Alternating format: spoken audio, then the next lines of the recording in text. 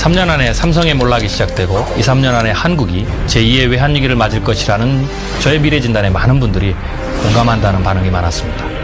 실제로 예측한 것보다 더 빠르게 위기의 순간이 다가오고 있습니다. 해법은 무엇입니까? 기회는 없습니까? 라는 다급한 질문이 이어지죠. 한국은행이 발표한 올해 3분기 말 가계부채 총액은 1,166조 원으로 사상 최대 기록을 이어갔습니다. 65세 때 어느 손잡이를 잡으시겠습니까? 노후 준비의 필요성을 이렇게 강조하고 있는 겁니다. 최근에 한 금융연구소가 약 3,000명을 상대로 조사했더니 은퇴 후 적정 생활자금을 현재 가치로 한 달 226만 원 정도로 희망했습니다. 그런데 국민연금과 개인연금, 여기에 여러 가지 저축을 탈탈 털어도 실제 준비 가능한 돈은 월 110만 원 수준이었습니다. 희망과 현실 사이에 116만 원 정도 차이가 나는 거죠. 매월 226만 원, 남은 노후 50년, 약 14억이 필요합니다. 물가 상승 2배를 적용하면 약 30억 이상의 현금이 필요합니다. 여러분, 준비되셨습니까? 베이비붐 세대의 은퇴와 일자리 감소 등의 영향으로 커피 전문점이나 치킨점 등 생계형 창업이 우후죽순으로 늘고 있습니다. 과열 경쟁 등으로 1년 뒤에 생존할 확률은 절반 수준에 그치는데요. 브랜드 인지도가 높은 프랜차이즈의 사정도 녹록지만은 않다고 합니다. 서울의 한 대학가. 걸어서 1분도 채 안 걸리는 거리에 커피점만 10여 개가 넘습니다. 전국 커피 전문점은 5년 전보다 3배나 뛴 1만 9천여 개로 그야말로 출혈 경쟁을 벌이고 있습니다.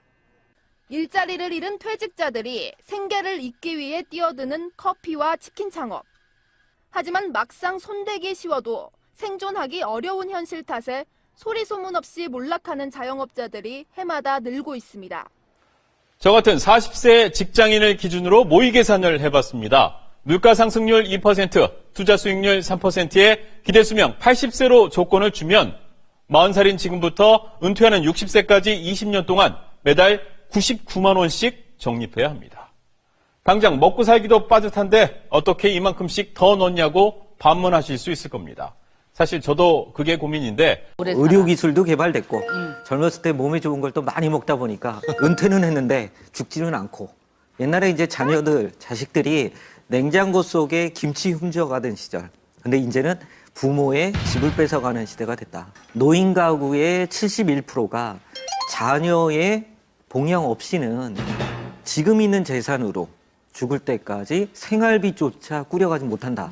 이런 결과가 나왔습니다. 한국 경제를 이끈 그 베이비붐 세대, 거기서 2018년까지 얼마? 130여만 명이 은퇴를 하고 나온다고 합니다. 설문조사를 했어요. 실제 데이터가 아니라. 근데 본인들이 준비가 돼 있다고 응답한 사람이 반도 안 되는 45%. 근데 그 준비라는 내용도 까서 들어가서 보니까 실질적으로 본인들이 은퇴 후 50년을 살 만큼 준비가 아니고 그냥 막연하게 내가 현금 지금 몇 억 있고 집 한 채 조그만 거 있으니 살겠지. 이런 거로 대답한 걸 포함한 게 45%밖에 안 됐습니다. 앞으로의 은퇴 후 50년 상당히 막막하고 자녀들을 많이 의지하고 바라보게 된다. 저도 40대지만 노후 준비 이제는 40대에게도 비상입니다. 이 40대 하면 자녀 교육비 등 쓸 곳이 가장 많지만 수입은 제자리에 또 가계의 빚마저 늘고 있습니다. 게다가 국민연금 수령 나이도 점차 늦어지는데요. 이른바 40대의 신보릿고개. 회사원 이용재 씨, 올해 43살입니다. 재산은 아파트 한 채가 전부. 주택담보대출로 빚이 많고 저축은 거의 없습니다. 일을 한 날보다 적어요. 일을 할 날이. 그게 이제 갑자기 느껴지더라고요. 평균 은퇴 시기가 어떻게 되는가? 남성은 54.6세. 55세도 안 되는 거죠. 여성은 49.7세, 50세가 되지 않습니다. 평균으로 따지면 52.6세에 해당이 돼요. 점점 더 빨라져 가고 있습니다. 사실은 어떻게 꾸준히 일을 계속한다는 게 가장 좋은 노후 준비가 될 수도 있다는 거죠. 꾸준히 일을 계속할 수 있는 것이 가장 좋은 노후 준비입니다. 돈을 많이 버는 게 중요한 게 아니고 오래 버는 게 좋대요. 그렇죠. 그럼 예를 들어 지금 현찰 10억이 있잖아요. 은행 이러면 한 달에 250만 원밖에 이자를 못 받아요. 10억을 버는 것보다는 250만 원 버는 걸 오래 버는 게 낫다 이거예요. 100번. 그러면서 그분이 하시는 말씀이 기어서라도 법정 갈 수 있으면 기어서라도 법정 가서 변론하라는 거야. 그때까지 우리 정년이 없으니까 하려면은 뭐겠냐고. 공부하는 수밖에 없어요. 사실 60대 넘어서 제가 과연 방송을 할 수 있을 것인가 정말 심각하게 고민을 했어요. 그래서 선택한 게 22년 만에 대학을 다시 갔어요. 만 60세가 되면 국민연금을 받죠. 1953년생부터는 61세부터 받고요. 57년생은 62세.